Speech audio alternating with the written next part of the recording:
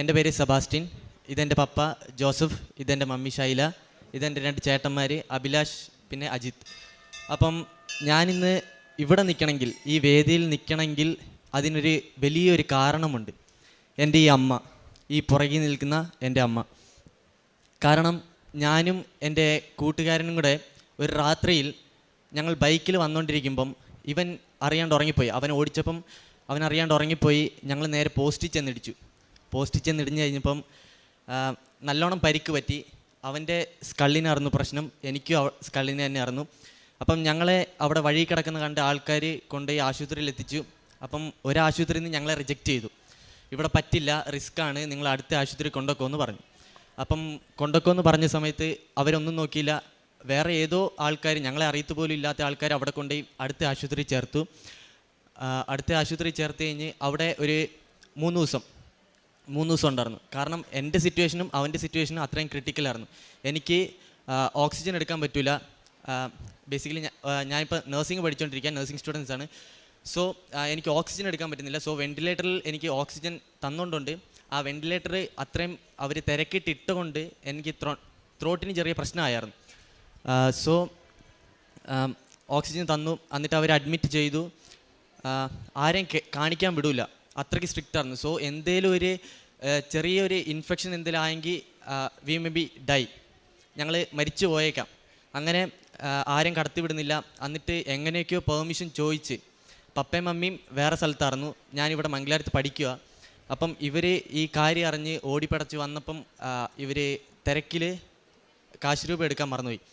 അങ്ങനെ ഇവർ വന്നു കഴിഞ്ഞ് എന്ത് ചെയ്തു, ഇവരെ കയറ്റിയ സമയത്ത് എൻ്റെ അങ്കിളുടെ കയ്യിൽ നിന്ന് കൃപാസന മാതാവിൻ്റെ തൈലത്തിലുണ്ടായിരുന്ന ഒരു സ്റ്റിക്കർ എടുത്തിട്ട് എൻ്റെ വെൻറ്റിലേറ്ററിൽ ഉണ്ടായിരുന്ന തലണ്ണയുടെ അടി വെച്ചു. അങ്ങനെ അടി വെച്ച് കഴിഞ്ഞ് ഇവരുടെ ഓൺ റിസ്ക് എന്നെ മാതാവിന് സമർപ്പിച്ചിട്ട് ഇവർ ആ ആശുപത്രിയിൽ നിന്ന് അടുത്ത ആശുപത്രിയിലേക്ക് ഷിഫ്റ്റ് ചെയ്തു. ഫോർ ദ ബെറ്റർ കെയർ കിട്ടാൻ വേണ്ടി അടുത്ത ആശുപത്രിയിലേക്ക് ഷിഫ്റ്റ് ചെയ്ത് കഴിഞ്ഞപ്പം അത് മെഡിക്കൽ അഗെയിൻസ്റ്റ് ആ ഡിസ്ചാർജ് നടക്കാൻ പാടില്ല ശരിക്കും. But with their risk and മാതാവിനോട് ചോദിച്ചിട്ട് അനുവാദം മേടിച്ചിട്ട് അവരെന്നെ അടുത്ത ഹോസ്പിറ്റലിലേക്ക് ഷിഫ്റ്റ് ചെയ്തു. അങ്ങനെ ഇവരെന്നെ മാതാവിനെപ്പോൾ സമർപ്പിച്ചോ അപ്പനും എൻ്റെ പപ്പയും മമ്മിയും ഒറ്റ കാര്യമേ മാതാവിനോട് പറഞ്ഞുള്ളൂ, ഇവൻ നിൻ്റെ മോനാ, ഇവൻ സുഖപ്പെട്ട് വന്നെങ്കിൽ ഞങ്ങൾ ഇവിടെ കൊണ്ടുവന്ന് ഇവനെ കൊണ്ട് ഞങ്ങൾ സാക്ഷ്യം പറയിപ്പിച്ചേക്കാമെന്ന് പറഞ്ഞു. അങ്ങനെ എനിക്ക് തന്നെ അത്ഭുതമായി. ഡോക്ടർമാർ ഇങ്ങനെ പറയുകയും ചെയ്തു ഇവൻ ഇത്ര പെട്ടെന്ന് റിക്കവറി ആയെന്ന്. ഞാൻ വേണമെങ്കിൽ എൻ്റെ ആക്സിഡൻറ്റ് കണ്ടീഷൻ്റെ ഫോട്ടോ നിങ്ങളെ കാണിച്ചു തരാം. അപ്പോൾ ഇത്രയും ക്രിട്ടിക്കലായിരുന്നു എൻ്റെ അവസ്ഥ. അങ്ങനെ ഷിഫ്റ്റ് ചെയ്തു, എല്ലാം കഴിഞ്ഞു. ഭയങ്കര ക്രിട്ടിക്കലൊക്കെ ആയി. പിന്നെ internal bleeding, skull fracture with internal bleeding and കണ്ണ് എൻ്റെ തിരിഞ്ഞിരിക്കുമായിരുന്നു. ഈ ഒരു കണ്ണ് ഇപ്പുറ സൈഡിലായിരുന്നു, ഈ ഒരു കണ്ണ് ഇപ്പുറ സൈഡിൽ, ഇതൊരെണ്ണം മാത്രം സ്ട്രൈറ്റ് കാണാം. എനിക്ക് സിംഗിൾ വിഷൻ, എനിക്ക് 2 ആയിട്ട് കാണും, ഒരു കാര്യം 2 ആയിട്ട് കാണുമായിരുന്നു. അത് പിന്നെയാണ് ശരിയായത്. ആദ്യം ഒരു കണ്ണ് കാണൂലായിരുന്നു, പിന്നെ ഒറ്റ കണ്ണി മാത്രം കാണാം, പിന്നെ അത് ശരിയായി വന്നു. അതെങ്ങനെയാണെന്ന് ഞാൻ പറയാം. അങ്ങനെ എല്ലാം കഴിഞ്ഞ് മാതാവിൻ്റെ കൃപയാൽ എനിക്ക് എൻ്റെ പേര് സെബാസ്റ്റ്യൻ എന്ന് പറഞ്ഞ പേര് എനിക്ക് ആദ്യമേ കേൾക്കുമ്പോൾ ഒരുമാതിരി ഒരു ഫീലിംഗ് ആയിരുന്നു. കാരണം വലിയ പേരാണ്, നമുക്ക് കേൾക്കുമ്പോൾ തന്നെ ഒരു ബാഡ് ഇത് വരും. അപ്പം എന്ത് ചെയ്തു, ഞാനിങ്ങനെ ആശുപത്രിയിൽ 5-ാം പക്കം എന്നെ വാർഡിലേക്ക് ഷിഫ്റ്റ് ചെയ്യാൻ വേണ്ടി, എനിക്ക് റെസ്പോൺസ് തുടങ്ങിയപ്പം വാർഡിലേക്ക് ഷിഫ്റ്റ് ചെയ്യാൻ വേണ്ടി ഡോക്ടർ എന്നെ വിളിച്ചു. എനിക്ക് ശരിക്കും ഞാൻ ഈ ആക്സിഡൻറ്റിലുള്ള ഫീൽ എനിക്കറിയത്തില്ല. കാരണം 5 ദിവസം ഫസ്റ്റ് 42 hours അവർ നോക്കി, നടന്നില്ല, നോ റെസ്പോൺസ്. അത് കഴിഞ്ഞ് പിന്നെ 42, എന്നിട്ട് നോ റെസ്പോൺസ്. എന്നിട്ട് പിന്നെ നെക്സ്റ്റ് 1 hourലാണ് എനിക്ക് റെസ്പോൺസ് വന്നു തുടങ്ങിയത്. അങ്ങനെയൊക്കെ ഇരുന്ന സമയത്ത് ഡോക്ടർ എന്നെ പെട്ടെന്ന് വിളിക്കുക, സെബാസ്റ്റ്യൻ. എനിക്കതെന്തോ എന്നെ ഈശോ ശരിക്കും വിളിക്കുന്ന പോലെ എനിക്ക് തോന്നി. അങ്ങനെ എന്നോട് കൈ പൊക്കാൻ പറഞ്ഞു. കൈയൊക്കെ പൊക്കി ഞാൻ തിരിച്ച് വാർഡിൽ വന്നു കഴിഞ്ഞപ്പം ഞങ്ങളുടെ രൂപതയിലെ പിതാവൊക്കെ വന്ന് കണ്ട് പ്രാർത്ഥിച്ചിട്ട് പോയി. അത് കഴിഞ്ഞ് പിറ്റേ ദിവസം എനിക്ക് നടക്കാനൊന്നും പറ്റില്ല. എന്നോട് ഡോക്ടേഴ്സ് പറഞ്ഞ് 6 month കംപ്ലീറ്റ് റെസ്റ്റ്, 3 months ഇവൻ നടക്കുള്ളൂ എന്ന് പറഞ്ഞു. 3 months വേണം എനിക്ക് നടക്കാൻ. എന്നിട്ട് ഞാൻ എന്നെ ചെയ്തു, പപ്പയും മമ്മിയും മാതാവിന് സമർപ്പിച്ച് പ്രാർത്ഥിച്ചുകൊണ്ടുണ്ടായിരുന്നു. എൻ്റെ പപ്പയും മമ്മിയും കരയുന്ന കണ്ടാലേ എനിക്കാവില്ല. അങ്ങനെ ഇവർ ഭയങ്കര കരച്ചിലും ബഹളവും, മമ്മി അൺകോൺഷ്യസ് തലയിറങ്ങിയൊക്കെ വീണു. അങ്ങനെ ഭയങ്കര സീനൊക്കെ ആയിരുന്നു. അത് കഴിഞ്ഞ് എന്നെ കൊണ്ടുവന്നു എൻ്റെ സിസ്റ്റർ ആൻറ്റി. ഇവർ ആ തിരക്കിൽ നമ്മുടെ തൈലമൊക്കെ എടുക്കാൻ മറന്നുപോയി. അങ്ങനെ സിസ്റ്റർ ആൻറ്റി വന്നിട്ട് എൻ്റെ നെറ്റിയിൽ തൈലമൊക്കെ പൂശി പ്രാർത്ഥിച്ചു. അന്ന് നൈറ്റ് ഒരു 2 മണിയൊക്കെ ആയപ്പം പപ്പയ്ക്കും മമ്മിക്കൊക്കെ ആ ഹോസ്പിറ്റൽ വാർഡിലൊരു നല്ലൊരു സ്മെല്ല്, നല്ല മുല്ലപ്പൂവിൻ്റെ മണം വരാൻ തുടങ്ങി. എന്നിട്ട് ഞാൻ തന്നെ, എനിക്ക് മൂക്കിൽ മറ്റേ നേസൽ ട്യൂബ് ഇട്ടിട്ടുണ്ട്, അതേപോലെ തന്നെ എനിക്ക് ഏറ്റ് നടക്കാനൊന്നും പറ്റില്ല, എനിക്ക് ഒരാൾ പിടിക്കാണ്ട് ഞാൻ നടന്നു പോവില്ല. അങ്ങനെ ഞാൻ തന്നെ അന്ന് നൈറ്റ് 2 മണിക്ക് ഞാൻ തന്നെ ഏറ്റ് നടന്ന് വാഷ്റൂമിൽ പോയിട്ട് തിരിച്ചു വന്ന് കിടന്നിട്ട് എനിക്ക് വായിക്കൂടെ ഒന്നും എടുക്കാൻ പറ്റില്ല. എന്നിട്ട് ഞാൻ ഏറ്റ് വന്ന് മമ്മിയുടെ മടിയിൽ പോയി കിടന്നു. മമ്മിയുടെ മടിയിൽ പോയി കിടന്നിട്ട് ഞാൻ മമ്മിയോട് പറഞ്ഞു എനിക്ക് വെള്ളം വേണം, ദാഹിക്കുവാന്ന് പറഞ്ഞു. എന്നിട്ട് എനിക്ക് എന്തെങ്കിലും കഴിക്കാൻ വേണമെന്ന് പറഞ്ഞു. എന്നിട്ട് അവർ ഡോക്ടറിനെ ഇൻഫോം ചെയ്ത് എൻ്റെ നേസൽ ട്യൂബ് ഊരി. അത് കഴിഞ്ഞ് അന്ന് തൊട്ട് ഞാൻ പിന്നെ വായിൽ കഴിക്കാൻ തുടങ്ങി. ആകെപ്പാടെ ദൈവകൃപയിൽ ഞാൻ കിടന്നത് ആശുപത്രിയിൽ 10 ദിവസം. ഈ സിറ്റുവേഷനിൽ 3 മന്ത് കിടക്കേണ്ടതാണ്, 10 ദിവസമേ മാതാവ് എന്നെ കിടത്തിയുള്ളൂ. പക്ഷേ എനിക്ക് അതിലൊരു സങ്കടം എന്നാന്ന് വെച്ചാൽ എൻ്റെ കൂട്ടത്തിലുണ്ടായിരുന്നവൻ്റെ സ്കല്ല് ഫുൾ കംപ്ലീറ്റ്ലി കട്ടായിപ്പോയി, ഫുള്ള് ഓപ്പണായി പോയായിരുന്നു, അവൻ്റെ ബ്രെയിൻ പുറത്ത് വന്നായിരുന്നു. അപ്പം അവൻ 5 ദിവസം ഉണ്ടായിരുന്നു. ഞാൻ എപ്പോൾ വാർഡിലേക്ക് വന്നു അവൻ സ്വർഗത്തിലേക്ക് പോയി. സോ അതൊരു ചെറിയ സങ്കടമുണ്ട്. പക്ഷേ ദൈവം എന്താ വിധിച്ചിരിക്കുന്നത് പറയാൻ പറ്റില്ല. അപ്പം ഞാൻ എന്നിട്ട് തിരിച്ച് വീട്ടിൽ വന്നു കഴിഞ്ഞപ്പോഴും എനിക്ക് മിണ്ടാൻ പറ്റില്ല. ഞാൻ മിണ്ടി കഴിയുമ്പോൾ കാറ്റ് മാത്രമേ വരുന്നുള്ളൂ, കാറ്റ് മാത്രം. എനിക്ക് സംസാരിക്കാനും പറ്റുന്നില്ല, അതേപോലെ തന്നെ ഈ കണ്ണും കാണുന്നില്ല, ഇത് തിരിഞ്ഞുമായിരിക്കുന്നത്. അപ്പം ഞാൻ കാണിച്ചു, ഞാൻ ഈശോയോട് പറഞ്ഞു, ഈശോയെ ഞാൻ നിനക്ക് വേണ്ടി, എനിക്ക് ചെറിയ ഒരു ഇതുണ്ടായിരുന്നു. ഞാൻ മറ്റേ ഞങ്ങളുടെ അവിടെ തന്നെ, ഞങ്ങളുടെ സ്ഥലത്ത് തന്നെ ഒരു കൊവന്തയിൽ അച്ഛൻ്റെ കൂടെ പാട്ട് പാടാൻ ധ്യാനിപ്പിക്കാനൊക്കെ പോയിക്കൊണ്ടിരുന്നത്. അപ്പം ഞാൻ പറഞ്ഞു, ഞാൻ നിനക്ക് വേണ്ടി എൻ്റെ ഈ സ്വരം വെച്ച് നിനക്ക് വേണ്ടി പാടിയിട്ട് നീ ഈ സ്വരം എടുക്കുവാണോ എന്ന് ചോദിച്ചു. എന്നിട്ട് ഞങ്ങൾ ഫോളോ അപ്പിന് വേണ്ടി പോയി ആശുപത്രി ഫോളോ അപ്പിന് വേണ്ടി പോയപ്പം പോയിട്ട് ഡോക്ടർ പറഞ്ഞു ശരിയാവും, നീ ഒരു 4-5 മാസം ഇങ്ങനെ ഫോളോ അപ്പിന് വന്നുകൊണ്ടിരിക്കണം, എന്നാലേ ശരിയാവുള്ളൂ, എക്സസൈസ് ഒക്കെ ചെയ്യണമെന്ന് പറഞ്ഞു. പക്ഷേ എനിക്കത് സാറ്റിസ്ഫൈഡ് അല്ലായിരുന്നു. കാരണം ഞങ്ങളുടെ അവിടുന്ന് മംഗലാപുരത്തേക്ക് പോകണമെങ്കിൽ അത്രയും ദൂരമുണ്ട്, എപ്പോഴും പോയി വരവ് നടക്കുമൊന്നുമില്ല. എന്നിട്ട് ഞാൻ തിരിച്ച് ആൻറ്റിയുടെ അവിടെ വന്നു, ഈ തൈലം പൂശി സിസ്റ്റർ ആൻറ്റിയുടെ അടുത്ത് വന്നു കഴിഞ്ഞപ്പം ആൻറ്റി എനിക്ക് ഈ ഒരു ജപമാല തന്നു. ഈ ജപമാല ഞാൻ കഴുത്തിൽ എപ്പോൾ ഇട്ടോ അന്ന് ഞാൻ കിടന്നുറങ്ങി. പിറ്റേ ദിവസം ഏറ്റ് കഴിഞ്ഞപ്പം എൻ്റെ സൗണ്ട് പിന്നെ ക്ലിയർ ആയി തുടങ്ങി. സൗണ്ട് നല്ലോണം എനിക്ക് പറയാൻ പറ്റുന്നുണ്ട്. അന്ന് ഞങ്ങൾ വീട്ടിൽ ജപമാല ചൊല്ലിക്കഴിഞ്ഞപ്പം എൻ്റെ സൗണ്ട് ഓട്ടോമാറ്റിക്കലി ക്ലിയർ ആവാൻ തുടങ്ങി. അപ്പോൾ പപ്പ പറഞ്ഞു, നീ ഇനി തൊട്ട് ഫുള്ള് രഹസ്യം നീ തന്നെ ചൊല്ലിക്കോ, നിൻ്റെ സൗണ്ട് ക്ലിയർ ആവുന്ന എനിക്കൊന്ന് കാണണം, നീ ചൊല്ലിക്കോ, മാധവൻ നിന്നെ ശരിയാക്കുമെന്ന് പറഞ്ഞു. എന്നിട്ട് അതങ്ങനെ സൗണ്ട് ക്ലിയർ ആയി 2 ദിവസത്തിൽ. അതേപോലെ തന്നെ ഇനിയൊരു ഇൻസിഡൻറ്റ്, എൻ്റെ കണ്ണിൻ്റെ കാര്യം. കാരണം ഞാൻ കൃപാസന മാതാവിൻ്റെ ഫോട്ടോ ഞങ്ങളിങ്ങനെ വെച്ചിട്ടുണ്ട് പ്രാർത്ഥിക്കുന്ന സ്ഥലത്ത്. അപ്പം മമ്മി ഈ കണ്ണ് കണ്ടിട്ട് മമ്മി എന്നും കരഞ്ഞ് പ്രാർത്ഥിക്കും. മമ്മി ഭയങ്കര കരച്ചിലായിരുന്നു. അങ്ങനെ മമ്മി കരഞ്ഞു കഴിഞ്ഞപ്പോൾ എനിക്ക് ഭയങ്കര സങ്കടമായി. മമ്മി പ്രാർത്ഥിക്കുന്നുണ്ട്, ഞാനും കൊന്ത ചെല്ലുന്നുണ്ട്, പപ്പയും പ്രാർത്ഥിക്കുന്നുണ്ട്. അങ്ങനെ ഞങ്ങളിരുന്ന് പ്രാർത്ഥിച്ചുകൊണ്ടിരുന്നപ്പം ഞാൻ ഇങ്ങനെ മനസ്സിൽ മാതാവിനോട് പറഞ്ഞു, മാതാവേ എനിക്ക് നിന്നെ രണ്ടായിട്ടാണ്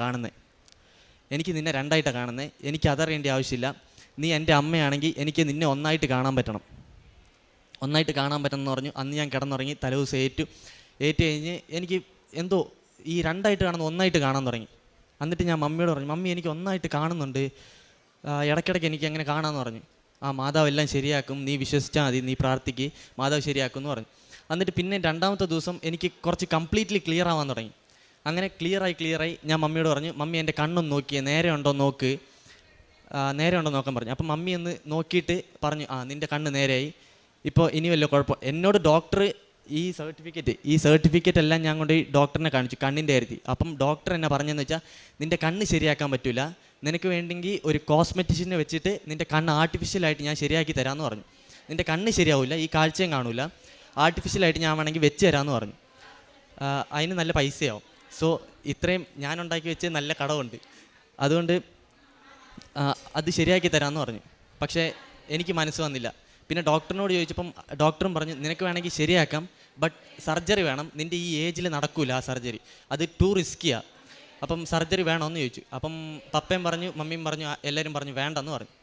സോ ഞാൻ വിശ്വസിച്ചു, മമ്മിയും വിശ്വസിച്ചു, എല്ലാവരും വിശ്വസിച്ചു, മാതാവ് തരും എന്ന്. എന്നും കൊന്ത കഴിഞ്ഞ് മമ്മി ആ മാതാവിൻ്റെ തൈലം എടുത്ത് എൻ്റെ നെറ്റിയിലും കണ്ണയിലും പൂശും. എന്നും മമ്മി മുടങ്ങാണ്ട് അത് ചെയ്യും. അങ്ങനെ എനിക്ക് ഇത്രയും വലിയ ഇതിൽ നിന്ന് ഞങ്ങളുടെ മംഗലാരം ആരോട് ചോദിച്ചാലും ഈ ആക്സിഡൻറ്റിനെ പറ്റി പറയും. കാരണം പോസ്റ്റിലിടിച്ച 2 പിള്ളേർ ആരൊക്കെയാണെന്ന് ചോദിച്ചാൽ ഞങ്ങളെ പറയും. കാരണം അത്രയ്ക്ക് വലിയ ഇഷ്യൂ ആയിരുന്നത്. ആ ഒരു ടൈമിൽ എല്ലാവരും അറിഞ്ഞ കാര്യം. അത്രയും ഒന്നും ഇല്ലാത്തടത്ത് നിന്ന് മാതാവ് എന്നെ ഇത്ര എത്തിച്ചു. ഇവർക്ക് എന്നാ ചെയ്യണം, ആ ക്രിട്ടിക്കൽ അത്രയും സഡനായിട്ട് വന്ന സമയത്ത് ഇത്രയും പൈസ എങ്ങനെ റോൾ ചെയ്യും, എമൗണ്ട് എങ്ങനെ സെറ്റ് ചെയ്യും എന്നൊക്കെ ആലോചിച്ചിരുന്നപ്പം എല്ലാം മാതാവ് ഓരോരുത്തരിലൂടെ കൊണ്ടുവന്ന് എത്തിക്കുമായിരുന്നു. അങ്ങനെ ഒരു ബുദ്ധിമുട്ടും അറിയിക്കാണ്ട് മാതാവ് ഞങ്ങളെ ഇത്രയും നടത്തി. ഒന്നിനും കഴിവില്ല എന്ന് കരുതി എന്നെ മാതാവ് ഇത്രത്തോളം ഉയർത്തുമെങ്കിൽ നമ്മളെല്ലാവരും എത്രത്തോളം മാതാവ് ഉയർത്തും എന്ന് നമ്മളൊന്ന് മനസ്സിൽ ആലോചിച്ച് നോക്കുക. എന്നും മാതാവിനെ കൂട്ടുപിടിക്കുക. അതേപോലെ തന്നെ ഇനിയൊരു കാര്യം, എൻ്റെ മമ്മിയൊക്കെ ഉടമ്പടി എടുത്തിട്ട് ഇപ്പോൾ 2ാമത്തെ വർഷം. ഞങ്ങൾക്ക് അത്രയും ദൂരെ നിന്ന് വരാൻ കുറച്ച് ഇഷ്യൂസൊക്കെ ഉള്ളതുകൊണ്ട് ഇതിപ്പോൾ 2ാമത്തെ വർഷം ഞങ്ങളിപ്പോൾ വരുന്നത്. അപ്പോൾ അങ്ങനെ ആദ്യത്തെ പ്രാവശ്യം മമ്മിയൊക്കെ പോയിട്ട് വന്നപ്പം എൻ്റെ ചേട്ടന്മാർക്ക് 2 പേർക്കും ജോലി ഇല്ലായിരുന്നു. ചേട്ടൻ പഠിച്ചിറങ്ങിയിട്ട് 1 വർഷം എങ്ങാണ്ട് ജോലി ഇല്ലാണ്ട് ഇങ്ങനെ സെർച്ച് ചെയ്തുകൊണ്ടിരുന്നു. അങ്ങനെ ഇവർ പോയിട്ട് വന്നപ്പം ചേട്ടൻ പറഞ്ഞു വിട്ടു, മമ്മി മാതാവിനോട് ഞങ്ങളുടെ കാര്യം കൂടെ ഒന്ന് സൂചിപ്പിച്ചേര്, ജോലി ഇല്ലാത്ത കാര്യം ഒന്ന് സൂചിപ്പിച്ചേക്കാൻ പറഞ്ഞു. ഇവർ പോയിട്ട് കൃപാസനം പോയിട്ട് ഉടമ്പടി എടുത്ത് തിരിച്ചു വന്നു. 2ാം പൊക്കം ചേട്ടന് കമ്പനിയിൽ നിന്ന് കോൾ വന്നു, ചേട്ടനെ അപ്പോയിൻ്റ് ആക്കി. അതേപോലെ തന്നെ ഒരു ദിവസം വിട്ടിട്ട് എൻ്റെ 2ാമത്തെ ചേട്ടനും 2 പേരും എയറോസ്പേസിൽ ഇപ്പോൾ വർക്ക് ചെയ്യുന്നു. ഒരാൾ എയറോനോട്ടിക്കൽ എഞ്ചിനീയറിംഗ് ബാംഗ്ലൂരിൽ വർക്ക് ചെയ്യുന്നു. ഇനി ഒരാൾ എയർപോർട്ടിൽ സ്റ്റാഫ് VIP ആൻഡ് ഗസ്റ്റ് റിലേഷനിൽ വർക്ക് ചെയ്യുന്നു. മാതാവ് ഞങ്ങളുടെ ഫാമിലിനെ അത്രയും അനുഗ്രഹിക്കുന്നുണ്ട്. അതേപോലെ തന്നെ കുറേ കാര്യങ്ങളുണ്ട്, ബാക്കി കാര്യങ്ങൾ പപ്പ പറയും. മാതാവ് ഞങ്ങൾക്ക് തരുന്ന അനുഗ്രഹങ്ങളെപ്പറ്റി പറഞ്ഞുകൊണ്ടിരിക്കാനാണെങ്കിൽ അത് ഒത്തിരി പറഞ്ഞുകൊണ്ടിരിക്കണം. പക്ഷേ സമയത്തിൻ്റെ ഇതും കൊണ്ടും പിന്നെ മാതാവിനോടുള്ള സ്നേഹം കൊണ്ടും നിങ്ങൾക്ക് എല്ലാവർക്കും മാതാവിനെ അറിയാം. ഞാൻ ഒത്തിരി പറഞ്ഞിട്ട് കാര്യമില്ല. എന്നെക്കാട്ടിലും അനുഭവിക്കുന്നവരാണ് നിങ്ങളും. കാരണം എനിക്ക് ഇത്രയും വലിയ അനുഭവം തന്നു. അതുകൊണ്ട് എനിക്കിനി പറയാൻ വാക്കുകളില്ല. ഉടമ്പടി എടുത്തിട്ട് 2 വർഷമായി. ഞങ്ങൾ എല്ലാ പത്രങ്ങളും എല്ലാ വീട്ടിലും ഈശോയെ അറിയത്തില്ലാത്തവരെയൊക്കെ കൊണ്ടുപോയി കൊടുത്തു. അവരോട് ഈശോയോട് പ്രാർത്ഥിക്കാൻ പറഞ്ഞു. ഞങ്ങളൊക്കെ പറ്റുന്ന സഹായം മറ്റുള്ളവർക്ക് ഞങ്ങൾ ചെയ്യുമായിരുന്നു.